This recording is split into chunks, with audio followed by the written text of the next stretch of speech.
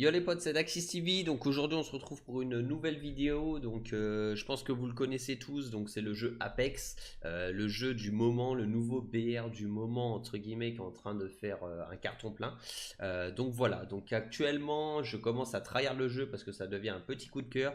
Et comme tout jeu, je me suis dit pourquoi pas vous faire une petite vidéo tuto et astuces pour bien paramétrer déjà tous les paramètres graphiques pour le jeu, pour avoir la meilleure fluidité et la meilleure vision possible des ennemis, et tout simplement vous faire une sorte de petit tuto débutant entre guillemets pour vous guider, vous expliquer donc les différentes armes et tout simplement vous mettre en place une sorte de tableau donc qui a déjà été créé pour Apex, où vous avez le récapitulatif de toutes les armes avec tous les dégâts. Donc ça va vous permettre, pour ceux qui débutent ou qui connaissent, pour les personnes qui connaissent pas encore toutes les armes, bah, tout simplement ça vous prend 5 ou 10 minutes. Regardez le tableau et faites votre sélection, regardez chaque arme, comme ça vous êtes déjà au courant pour bien démarrer sur le jeu. Voilà. Alors on se retrouve tout de suite en jeu. Donc première chose qu'on va faire ensemble, donc je me suis mis dans le mode entraînement, comme ça je suis tranquille, on va pas nous casser les pieds. Voilà, donc on va déjà s'attarder à tout ce qui est jouabilité, donc il n'y a pas grand chose à vous montrer, ça on va dire c'est les goûts et les couleurs, ça joue en aucun cas sur les performances. Donc par contre, alors les choses que je vais vous conseiller, les valeurs de dégâts, donc ça y prendre en compte. Vous avez trois types de valeurs de dégâts, vous avez soit les empilements, donc l'empilement ça va comptabiliser les dégâts au fur et à mesure que tu vas mettre sur une cible, tout simplement. Ensuite, tu vas avoir les flottements où là, c'est avec les dégâts donc balle par balle. Et après, tu auras le hybride où tu auras donc les dégâts balle par balle et en même temps les dégâts global que tu infliges à l'ennemi. Personnellement, je préfère mettre sur flottement. Hybride, tu as trop d'informations aux yeux. Et le fait d'avoir flottement, c'est que tout simplement sur le jeu, tu as du shield et que tes chiffres changent de couleur. Par exemple, quand une personne a du shield, donc si quelqu'un a du shield de rose, tu vas voir les chiffres entre guillemets sur un fond rose. Et dès que tu as les chiffres entre guillemets qui passent en fond blanc, tu sais que tu t'attaques à ta barre de vie. Donc tu as des indicateurs de couleur qui te permettent de savoir à peu près où t'en es, si l'ennemi va bientôt tomber ou pas. Ensuite, autre chose qu'il faut regarder, mode streaming, c'est vraiment si tu es en train de streamer ou autre et que tu veux cacher le nom de tous les joueurs. Bon, après, honnêtement, moi je m'en fous un peu, mais bon, voilà, tu peux le faire. Ensuite, tout ce qui est touches, je ne vais pas vous guider tout simplement parce que bah, les touches, encore une fois, c'est chacun a les touches prédéfinies par rapport à son type de jeu. La seule chose que je te conseille, c'est de remettre les touches de tes jeux précédents, tout simplement. Ça t'évite de t'habituer à de nouvelles touches, et tout simplement, si demain tu changes de jeu, bah, au moins tu n'es pas dépaysé. Ensuite, la sensibilité de souris, vous le verrez tous, dans tous les cas, enfin c'est la même chose pour tout le monde. Le jeu, la sensibilité est 10 fois trop élevée. Enfin moi personnellement j'avais une sensi qui est peut-être 2 à 3 fois celle que j'utilise actuellement. Donc moi ce que je vous conseille en tout le... Ah putain j'ai du mal. Ce que je vous conseille de faire quand vous n'avez pas de logiciel, donc il y a des logiciels qui gèrent et qui te règlent ta sensibilité d'un jeu par rapport à un autre. Tout simplement, c'est que tu prends un repère donc sur ta souris, sur ton tapis de souris. Donc tu prends un repère, donc déjà par exemple moi je vais prendre le pylône central et le but ça va être de faire un 360. Donc ce que tu fais, c'est que tu vois la distance que tu parcours tout simplement sur ton tapis de souris. Et donc tu fais ça sur ton jeu précédent et tu fais ça sur Apex. Comme ça, tu te fais un repère sur ton tapis de souris et tu essayes justement de reproduire la même distance pour avoir exactement la même sensi que tes jeux précédents. Voilà, ça c'était ma petite astuce. Ensuite, manette, bon tout simplement c'est les touches si vous avez une manette. Moi personnellement je suis sur PC. Bon après ça j'ai pas besoin de vous guider. Voilà, on arrive au vif du sujet, donc les paramètres graphiques, les paramètres vidéo. Donc le mode d'affichage, je vous conseille toujours le plein écran, même si c'est chiant quand vous avez un double écran ou vous êtes streamer, parce que le moindre truc ou effet sur votre deuxième écran, ça vous refait un retour Windows tout de suite. Mais je vous conseille quand même le plein écran. Pourquoi? Parce que sur la plupart des jeux, c'est ce qui est le plus optimisé en termes de fluidité et en termes de FPS. Ensuite, le format d'image, bon ça c'est par rapport à vos besoins. La résolution, donc ça c'est la résolution tout simplement de votre écran. Donc si vous avez des petites configs, vous pouvez toujours essayer de baisser la résolution. Ensuite, vous avez le champ de vision, donc je pense qu'il me l'a changé, je pense qu'il n'accepte pas 95. Oh si, bon, c'est bizarre. Donc le champ de vision, donc de base, ça c'est ce qu'on appelle votre FOV sur la plupart des jeux. Donc de base, allez régler sur 90. Donc plus vous allez augmenter votre FOV. Donc je l'avais déjà expliqué sur un précédent tuto. Plus vous allez accroître votre champ de vision. Je m'explique. Donc là, on peut voir actuellement, je vais mettre sur la gauche, donc la cible de bleu, vous en avez deux. Je vais mettre au milieu. Voilà, donc on voit que celle de droite, on voit pas celle de gauche. Vous allez voir, je vais augmenter ma FOV au maximum. Là, on peut voir que, entre guillemets, on a l'image qui est dézoomée et on accroît notre champ de vision. Les avantages et les inconvénients. Les avantages, tout simplement, c'est que vous prenez beaucoup plus de vision, donc plus facile de repérer des ennemis sans se faire surprendre. Deuxième avantage, tout simplement, c'est que votre sensibilité, par contre, va devoir être rajustée. Donc pourquoi? Parce que tout simplement, vous allez dézoomer, donc forcément, votre sensibilité va être plus vive. Par contre, les inconvénients, le fait d'avoir une grosse FOV va forcément jouer sur les performances de votre ordinateur. Pourquoi? Parce que vous affichez plus de détails du coup à votre écran. Donc, perte de performance. Après, si vous avez une grosse config, par exemple moi, là on le voit, hein, je suis à 145 fps, ça bouge pas, donc moi je peux me le permettre. Par contre, le seul inconvénient, c'est ça va être un tout petit peu plus dur de toucher les cibles. Alors, je m'explique pourquoi. Parce que, en fait, vous allez avoir cette sensation d'être légèrement dézoomé. Donc, vous allez avoir l'impression que les cibles sont légèrement plus petites. Donc, forcément, qui dit plus petit dit plus compliqué à toucher. Donc, voilà, il faut faire le choix. Moi, ce que je vous conseille, c'est de laisser par rapport à vos jeux précédents. Donc, moi, sur PUBG, j'étais à 95. Donc, je reste tout simplement à 95. Voilà. Ensuite, la synchronisation verticale, toujours la désactiver, petite ou grosse config, 50 ou 60 fps, personnellement, toujours désactiver. Pourquoi? La synchronisation verticale, ça vous permet d'éviter tout ce qui est déchirement d'image. Sur Apex, je pense pas qu'il y en ait, même si j'ai un écran G-Sync, mais c'est pas un jeu où vous aurez beaucoup de déchirement comme du PUBG. Et en plus, à savoir pour toutes les personnes qui ne le savent pas, tout ce qui est synchro vertical, ça rajoute de l'input lag. L'input lag, tout simplement, c'est le temps de réponse qu'il y a entre quand tu vas émettre une action avec ta souris et ton clavier et que ça va apparaître à ton écran. Tout simplement. Donc toujours pour moi le désactiver.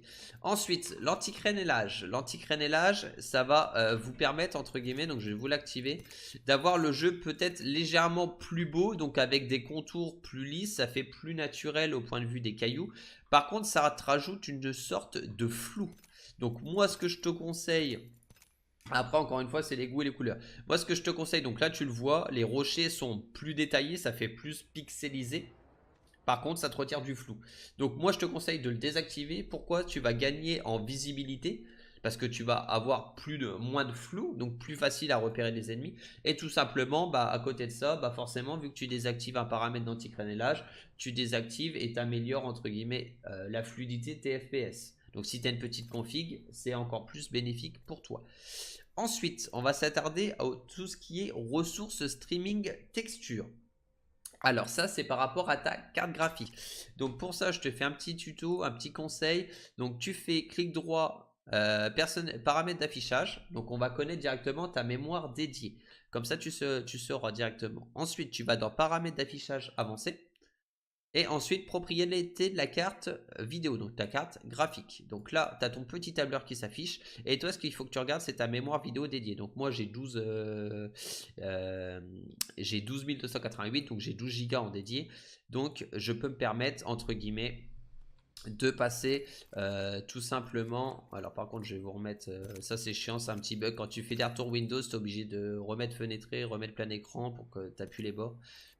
Voilà, donc moi je peux me permettre de mettre 8 Go. Donc toi, fais tout simplement le test à la maison, regarde t'as combien de mémoire et puis en fonction de ça, tu descends.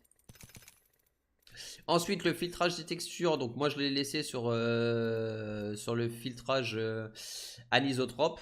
Donc tout simplement parce que c'est le meilleur filtrage. Après pour toi, tout dépend de ta config. Après je te conseille de le régler quand même sur 16 ou à la limite tu peux le mettre sur 8. Ensuite, ignorer. Ensuite, tout ce qui est paramètres de qualité occlusion ambiante. Donc ça, c'est tout ce qu'on va désactiver. Donc l'occlusion ambiante, donc ça va être les reflets du soleil. Quand tu as le soleil qui te tape en plein dans la tête et que tu as des ennemis justement qui sont là, tu vas être ébloui, tu vas mal les voir. Donc le fait de baisser et de désactiver l'occlusion ambiante, ça va baisser toutes les luminosités créées par le soleil ou autres, donc tu auras plus de facilité à percevoir les ennemis. Et encore une fois, forcément, c'est des paramètres que tu désactives, donc tu vas avoir des gains forcément en performance. Ensuite, comme tout jeu compétitif, toutes les ombres toujours désactivées, ça te ramène un aspect on va dire un aspect de noir, et ça va assombrir le jeu, donc forcément moins facile de percevoir les ennemis, donc toujours tout désactiver. Donc les ombres du soleil on désactive, détail des ombres on désactive, détail des ombres on désactive, l'éclairage volumétrique on désactive et les ombres dynamiques on désactive. Voilà. Ensuite, les détails des modèles, donc ça tu peux le laisser en élevé si tu as la config pour, sinon tu réduis. Les détails des effets, donc ça va être par exemple quand tu vas lancer une grenade, l'explosion de la grenade. Donc moi je le conseille de le mettre sur bas. Pourquoi? Tout simplement parce que moins tu as d'effets, plus ça va être facile, entre guillemets, tes yeux vont avoir moins d'informations à ton écran. Donc pour moi, c'est beaucoup plus facile. Et encore une fois, ça va être un gain de perf. Donc voilà, ça fait un double coup. Marque d'impact en élevé et effet ragdoll en élevé. Voilà, donc ça c'est mes paramètres graphiques. Maintenant, donc ce que je te conseille de faire, c'est que tu vas dans Origin et que tu actives tes FPS, donc qui vont être affichés donc tout en haut à gauche. Donc tu les actives pas depuis le jeu, mais bien Origin, comme Steam directement. Et tu fais les tests. Donc après, moi ce que je te conseille de faire tout simplement, c'est que tu suis tes FPS. Si tes FPS, la valeur de tes FPS est bonne pour toi, tu peux laisser comme ça. Sinon, tu baisses petit à petit les paramètres, tout simplement que moi sont en élevé. C'est tout. Voilà, ça c'était mon point pour tout ce qui est réglage paramètres. Après audio, bon la seule chose que je te conseille c'est de baisser la musique, et la musique au salon qui est beaucoup trop forte. C'est tout. Ensuite, là dans le mode entraînement, la petite chose que je te conseille, moi, quand tu débutes le jeu, c'est déjà de regarder ma vidéo si tu es dessus. Mais c'est de regarder donc le tableur avec les différentes armes, les différents dégâts. Et tout simplement, ça te prend 5 ou 10 minutes, tu vas dans le mode entraînement comme je fais. Et t'hésites pas, tu changes tes armes et tu testes les armes. Donc au moins ça te permet de tester la cadence de tir. Ça te permet de tester les dégâts si tu le veux. Et ça te permet de tester tout simplement la range, le bullet drop que tu peux avoir sur certaines armes. Si tu as des armes en single, en rafale ou tout simplement en automatique. Voilà, ça te permet de globaliser et de familiariser tout simplement avec les armes. Voilà. Et maintenant, tout de suite, on va finir avec le petit tableur des familles pour vous guider avec les différents dégâts. Et je vais vous conseiller pour moi, qui est déjà à peu près un peu moins d'une trentaine d'heures sur le jeu, les armes auxquelles, pour moi, c'est un point fort et qu'il ne faut pas passer à côté. Voilà. Et voilà, donc le petit tableur que je vous ai parlé tout à l'heure, donc vous avez le récapitulatif de toutes les armes, c'est trié par catégorie, c'est trié par le type de balle que vous utilisez, c'est trié directement aussi par les chargeurs, enfin voilà, tout est trié, les dégâts dans le gilet, les dégâts dans la tête, enfin voilà. Je vous laisserai regarder tout simplement, donc comme ça vous avez déjà une première approche des dégâts des armes. Après, moi, en termes de conseils pour vous guider, donc déjà pour commencer, il faut toujours une arme mid-range, long-range, et toujours une arme mid-range, close range, ou vraiment close range. Voilà, donc vous avez deux types. Donc déjà, on va commencer par l'arme vraiment corps à corps. Vous avez deux choix. Donc soit vous préférez, vous êtes plutôt un joueur de pompe, tout simplement, de shotgun. Donc vous avez le Peacekeeper qui est le meilleur pompe du jeu, donc cadence très faible, c'est du coup par coup mais qui fait très mal, donc il peut aller jusque 110 dans le gilet, 165 dans la tête. Ou après vous avez le pompe auto, donc l'EVA 8 auto, donc lui qui va faire 63 et 90. Par contre, voilà, c'est de la cadence comme du S124 PUBG ou le pompe auto de Fortnite. Voilà. Donc ça, c'est la famille des pompes. Après les autres, clairement, donc le Mastiff, c'est un pompe légendaire, donc vous aurez que dans les colis. Donc si vous l'avez, c'est très fort. Le Mozambique, c'est un pistolet, donc ça, c'est de la grosse merde, c'est la pire arme du jeu. Donc ça, clairement, limite tape au point, c'est mieux. Ensuite, si vous n'êtes pas joueur de pompe, ce que je conseille moi, c'est soit la SMG, la R99. Par contre, faites attention, ça n'a que 18 balles de base dans le chargeur. Ou bien la R301 qui va être mieux que la R99 dans le sens où elle fait plus de dégâts dans la tête, tout simplement.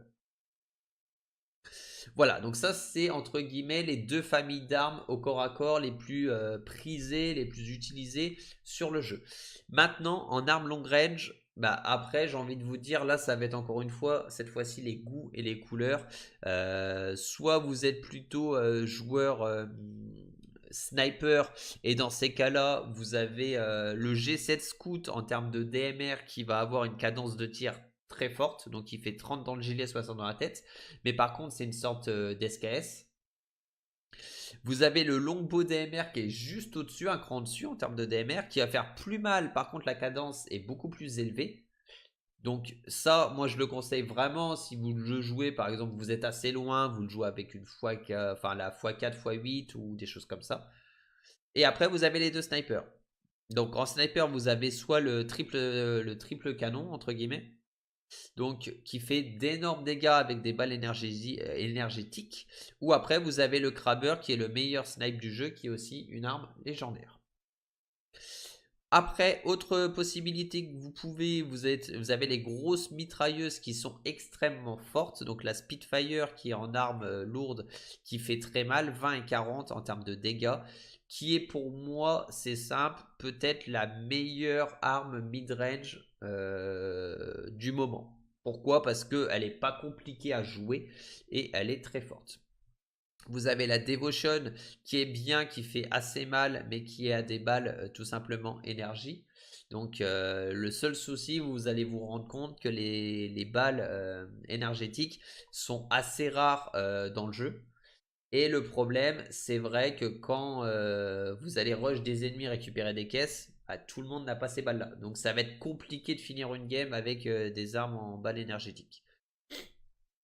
Et ensuite, en termes d'armes, sinon vous avez la Hemlock qui est très forte. Par contre, c'est du coup par coup ou mode rafale. Par contre, si vous mettez des rafales tête, vous faites des rafales à 108, ce qui est extrêmement fort. Donc encore une fois, c'est à vous de vous habituer. La Flatine, c'est une arme auto et la Prowler, c'est une arme burst. Mais vous pouvez mettre un sélecteur de tir, tout simplement, pour la rendre en auto. Voilà. Excusez-moi. Donc là, c'est à peu près mon guide, tout simplement pour vous guider sur les armes ou autres. Après, encore une fois, à vous de tester les armes. En tout cas, les armes corps à corps, partez sur ce que je vous ai conseillé. C'est vraiment la base, entre guillemets, de Apex. Après, tout ce qui est armes mid-range, long-range, bah, cette fois-ci, c'est à vous de choisir votre gameplay. Et c'est surtout aussi par rapport à votre perso. Eh oui, par rapport à votre perso, ça peut changer. Si vous êtes un perso un peu plus soutien ou un peu plus tanky, peut-être que vous allez jouer du coup un peu plus loin. Et si vous êtes un perso qui va jouer le CAC, par exemple comme je prends le perso avec les corbins, qui va être lui le tracker avec son ulti, lui va préférer privilégier des armes avec un fort DPS tout simplement pour rusher et défoncer les ennemis. Et voilà, c'est fini pour aujourd'hui. Donc, n'hésite pas, comme d'habitude, à liker, à commenter, à t'abonner à la chaîne pour être au courant des prochaines vidéos. Ça me fera plaisir, ça m'aide à avancer. N'hésite pas à me donner ton avis, ton ressenti par rapport à mes vidéos. Et aussi à savoir que maintenant, je vais énormément streamer sur Apex. Beaucoup plus que PUBG à présent. Tout simplement parce que le jeu, c'est un petit coup de cœur. Et PUBG, au bout d'un moment, on va dire que j'en ai un petit peu ras-de-bol que ça évolue pas plus. Voilà. Sur ce, je te dis du coup une bonne journée à toi. C'était Daxys et on se retrouve à la semaine prochaine. Allez, ciao ciao. Let's just go and see the world and just show them what it really means to live life golden.